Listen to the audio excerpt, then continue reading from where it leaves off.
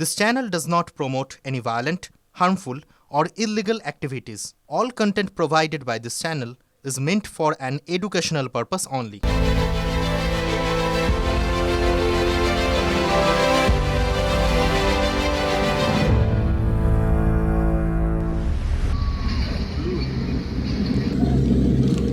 খুব খারাপ আছে, প্রচুর জায়গায় ধস নেমেছে আর ব্রিজ ভেঙেছে।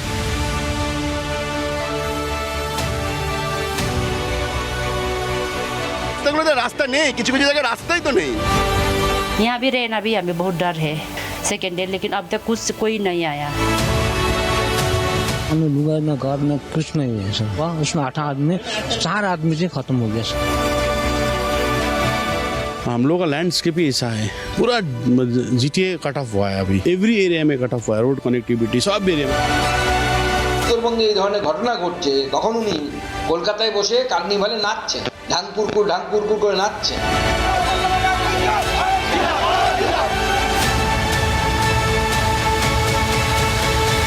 আমাদের অবস্থা খুব খারাপ, সবার অবস্থাই খারাপ। আপনারা কি ভাবেন আপনারা খারাপ থাকলে আমরা ভালো থাকি? না, আমাদের মন আপনাদের পাশে পড়ে থাকবে। কোজাগরী লক্ষ্মী পুজোর দিনেও, আজ ধনদেবীর এই আরাধনার দিনেও বঙ্গবাসীর জন্য, বিশেষ করে পাহাড়িয়াদের জন্য, পাহাড়বাসীর জন্য এবং যারা ডুয়ার্স এলাকায় থাকেন, তরাই এলাকায় থাকেন, তাদের জন্য অত্যন্ত দুঃসংবাদ। গোটা বাংলার মানুষের জন্যই প্রকৃতির তাণ্ডবে তছনছ উত্তরবঙ্গ একটা বড় অংশ। সেই উত্তরেই আজ গিয়েছেন রাজ্যের মুখ্যমন্ত্রী মমতা বন্দ্যোপাধ্যায়। তখনও উদ্ধার হয়ে চলেছে একের পর এক দেহ। প্রকৃতির রোষে তছনছ উত্তরবঙ্গের একটা বড় অংশ, লাফিয়ে বাড়ছে মৃতের সংখ্যা। এখনও পর্যন্ত 33টি দেহ উদ্ধার করা গিয়েছে। আমরা আবার বলছি, এটা কিন্তু অ্যাজ অব নাও, এখনও পর্যন্ত এই মুহূর্ত যখন আমি এই সংবাদ আপনাদের সামনে পরিবেশন করছি, 33টি মৃতদেহ উদ্ধার করা হয়েছে। জীবন মরণের সীমা ছাড়ায়ে মিরিকের ধসে ছোট্ট আরুষিকে হারিয়ে এখন তার পরিবার দিশেহারা। সবই কি কপালের দোষ? শিলিগুড়ির ডাবগ্রামের আরুষি দিদার সঙ্গে সেদিন যদি মিরিকে না যেত, আজ সে হয়তো তার বাড়ির উঠোনে, বাড়ির চৌহদ্দিতে খেলে বেড়াতো। তাহলে কি হলো? প্রকৃতির তাণ্ডব লীলা যখন চলছে, তখন মিরিকে আত্মীয়ের বাড়িতে ছোট বোনের সঙ্গেই ঘুমিয়েছিল বছর 7 আরুষি। কাক ভরে যখন ধ্বংসস্তূপ সরিয়ে খোঁজ পড়ে গিয়েছে, আরুষি তখন আর বেঁচে নেই। হঠাৎ চোখ পড়ল, একটা হাত যেন তখনও নড়ছে। আরুষির বোনের প্রাণটা তখনও ধুকপুক করছিল।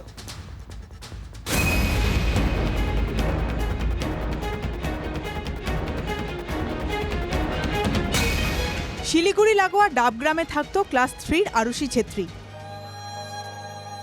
দিন কয়েক আগে দিদার সঙ্গে মিরিকের সৌরি নিতে আত্মীয়ের বাড়িতে গিয়েছিল ছোট্ট আরুষি। আচমকা প্রবল দুর্যোগে ভয়ঙ্কর ধস, মুহূর্তে সব শেষ। শিলিগুড়ি ডাবগ্রামের ক্লাস 3 ছাত্রী আরুষি, তার বাড়িতে এখন এলাকার পাড়ার প্রতিবেশী স্বজনরা ভিড় জমিয়েছেন। যেখানে আরুষির খেলে বেড়ানোর কথা, সেখানে আরুষির দেহ, কার্যত নিথর দেহ এভাবে রয়েছে।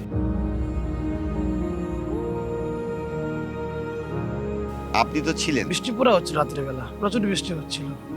তারপরে ওখানে ল্যান্ডস্লাইড হয়ে গেল। তো আমাদের তো টায়ার পায় নাই, তো একটা আমাদের দিদির বর ছিল, ও রাত্রেবেলা এসে আমাকে ডাক দিল কি এরকম ঘটনা হয়ে গেল। তো দেখতেছি তো পুরা বাড়ি নাই। लेके आए हॉस्पिटल से, रात नहीं कल शाम को लेके आए। आज काम काज होगा जी हाँ, अभी बहुत सारा फैमिली के साथ ऐसा हुआ है। तो उसके साथ बेटी, वो जो छोटा बच्ची भी था, उसको भी थोड़ा सा लग गया है।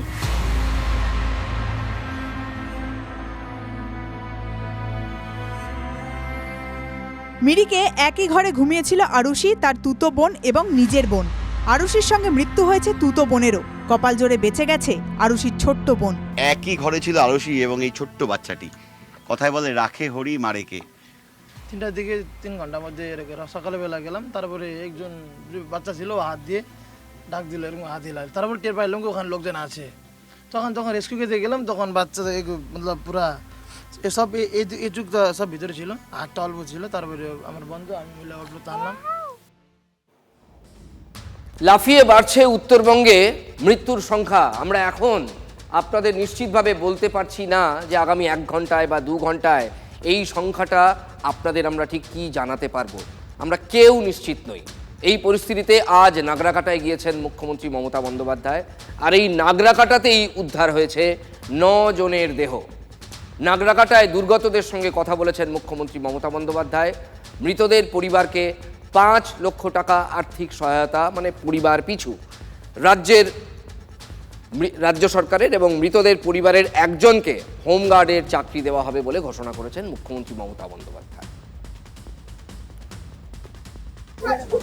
আপনার ইকুইপমেন্ট যেগুলো লাগবে, কাপড় জামা থেকে শুরু করে বিছানাপত্র, এগুলো আপনি যখন বাড়িতে যাবেন, আপনি আজকে দেওয়া হচ্ছে, এগুলো আস্তে আস্তে দেওয়া হচ্ছে, এগুলো বাসনপত্র থেকে শুরু করে সবকিছু আমি একটা লিস্ট তৈরি করে দিয়েছি, সেগুলো দিয়ে দেবেন।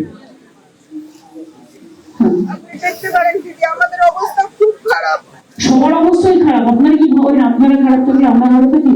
না, আমাদের মন আপনাদের পাশে পড়ে থাকবে।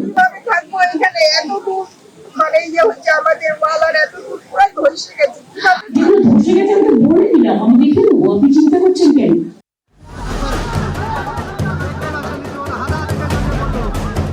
এই সব দিয়ে মেরে আমাকে এখানে মারতে গিয়েছিল, এখানে মারার জন্য চেষ্টা করছে এইবারকে টিএমসি। অবশ্যই আমরা দ্রৌপদী মুর্মুকেও জানাবো। কারো হাতে তো তৃণমূলের পতাকা বলে কিছু দেখলাম না।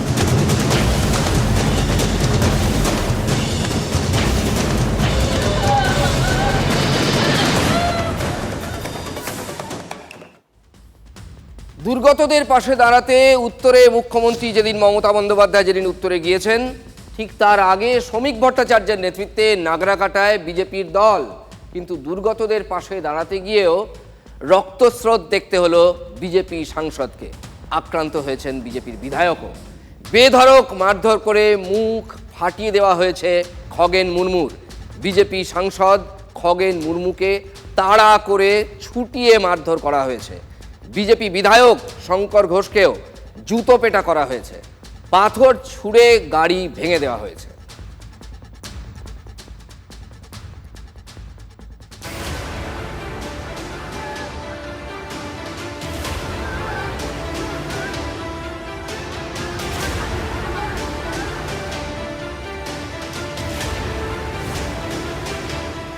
আমি আর সিএস যাচ্ছি হাসিমারাতে।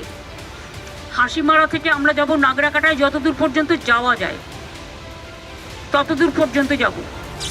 তখন উত্তরবঙ্গের উড়ান ধরবেন মুখ্যমন্ত্রী।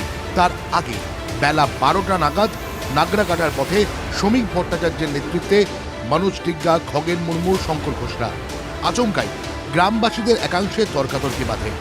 শ্রমিক ভট্টাচার্য, জয়ন্ত রায়, মনোজ টিগ্গারা এলাকা থেকে চলে যান, কিন্তু আটকে পড়ে শঙ্কর ঘোষ ও খগেন মুর্মু। তাদের ঘিরে চলে নিগ্রহ। শ্রমিক ভট্টাচার্য পরিদর্শনে আসে বন্যা কবলিত এলাকা, সেখানে কিন্তু এসে রীতিমতো বিক্ষোভের মুখে পড়তে হয় তাদেরকে। দেখতেই পাচ্ছেন সেই চিত্র সরাসরি নিউজ রত্নাবাড়ি ফেসবুক পেজে।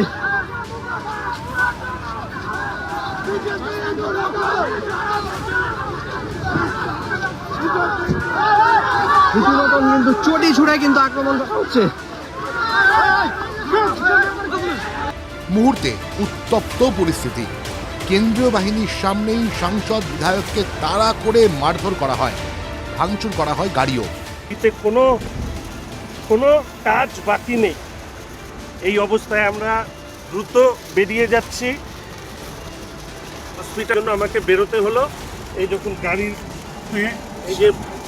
এই দেখুন পাথর, এই যে পাথর, সমস্ত কিছু এই অবস্থায় আছে। ভাঙা গাড়িতেই গুরুতর আহত খগেন মুর্মুকে নিয়ে নাগরাকাটা হাসপাতালে পৌঁছন শঙ্কর ঘোষ। আমাকে এখানে মারতে গিয়েছিল, এখানে। এটা ছিল আমাদের তো আর সাধারণ গাড়ি, এটা ভেঙেছে, মাথা ঢুকিয়ে দিয়েছিলাম বলে আমার মাথার উপরে বাদাম পড়ে। আপনাদের পিছনের কাজটা আমি একটু দেখছিলাম, একটু রক্তগুলো গাড়িতে পড়ে আছে, ওই যে এত বড় ইট, এই যে দেখুন কি অবস্থা। কিন্তু হামলা চালালো কারা? যদি আমার মাথায় পড়তো, আমি ভিতরে না ঢুকে যেতাম, তাহলে তো আজকে এখানে দিদির সৈনিক বলে আমাদের উপরে আক্রমণ চালিয়েছে। দিদি করছে, দিদির ছেলেরা দিদি দিদি দিদি করছিল। এবং কি নাম, হাজিপাড়া না কি, আমি জানি না এক্স্যাক্টলি। কারো হাতে তো তৃণমূলের পতাকা বলে কিছু দেখলাম না। তাহলে যে লোকটা নাগরাকাটার সাথে যার কোনো যোগাযোগ নেই কোনো দিনও, ওই মালদার এমপি, শিলিগুড়ির এমএলএ, এরা তো নাগরাকাটার মানুষদের চেনার কথা না, চেনেও না। তা কেমন করে বুঝলো যে কোনটা তৃণমূল? আমি কিচ্ছু জানি না। আমি ফোন লাগছে না। আমি শুধু চাই, ইতিমধ্যে আমি হায়ার লিডারশিপকে জানিয়েছি যে অ্যাজ আর্লি অ্যাজ পসিবল সেখানে ফোর্স পাঠানো। পুলিশ আমাদেরকে মারছে, পুলিশ সরে যাচ্ছে, পুলিশ সরে যাচ্ছে, দিদির সৈনিক ইত্যাদি কি বলে সব মারছে, পুলিশ ওখান থেকে সরে যাচ্ছে। দুর্গতদের পাশে দাঁড়াতে গিয়ে মার খেতে হলো বিজেপির সাংসদ এবং বিধায়ককে। শুধু মার খেতে হয়েছে এমন নয়, খেয়াল করে দেখেছেন কামিং আপে কি লিখেছিলাম আজকে ঠোঁটকাটার কামিং আপে, যে একদিকে জলস্রোত আর একদিকে রক্তস্রোত। একটা সাংসদ সে তার গাড়িতে বসে দরদর করে তার গা বেয়ে রক্তের স্রোত। এটা কিন্তু আরও খারাপ দিকে যেতে পারতো যদি মাথায় ডাইরেক্ট আঘাতটা হতো। আশা করি ওখান থেকে হাসপাতাল খুব কাছে নয়। প্রচুর রক্তপাত হয়েছিল সাংসদের, যে দলেরই হন না কেন। প্রশ্নটা হচ্ছে এটা কি কাম্য? এই রকম একটা দুর্গতির দিনে মানুষের পাশে দাঁড়াতে গিয়ে তিনি যে দলের হন না কেন, এটা কি কাম্য? এই ভয়ঙ্কর ছবি দেখে উদ্বিগ্ন সাংসদ খগেন মুর্মুর মালদার পরিবারও, মালদার তার বাড়িতে তার পরিবারও। দেখুন, বন্যার জল দেখতে গিয়েছে ওখানে, আর কি গরিব মানুষ ওখানে বন্যায় ভাসছে দেখার জন্য গিয়েছে। এটা মমতা ব্যানার্জি এটা প্ল্যান করে খুন করার জন্য চেষ্টা করছে, না হলে আর কি ওকে কেন ওকে মারবে? ও তো কোনো কারোর সঙ্গে মারপিট করতেও যায়নি, কিচ্ছু না। স্বাভাবিকভাবেই পরিবারের জুড়েই এখন উৎকণ্ঠার আবহ। কেঁদে চলেছেন তার স্ত্রী এবং একই রকমভাবে উদ্বিগ্ন তার ছেলে। জোর করে আক্রমণ করেছে। আমরা অমিত শাহ এবং প্রধানমন্ত্রীর কাছেও জানাবো অভিযোগ, প্রয়োজন পড়লে সিবিআই তদন্ত করা হোক। ওখানে মানুষজন আর কি ভেঙে পড়ে যাচ্ছে, বাড়ি ঘর কত আর কি মানুষ মারা যাচ্ছে দেখতে গিয়েছে। এই আর কি মমতা ব্যানার্জি এটা প্ল্যান করে এটা করেছে, টিএমসির গুন্ডাগুলোকে দিয়ে আর কি এটা মারপিট করার জন্য আর কি ইয়ে করে। মুখ্যমন্ত্রী কি করবেন এখানে?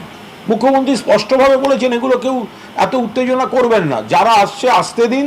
যে যার মতো আসবে, কথা বলবে, চলে যাবে, এটা সবার অধিকার আছে। बामुनडांगा में जो इंसिडेंट हुआ है, हम नहीं चाहते हैं उसका लॉ एंड ऑर्डर बिगड़े। हम कभी नहीं चाहते हैं कोई इंसिडेंट हो। রিলিফ এটা একটা সবার যাওয়ার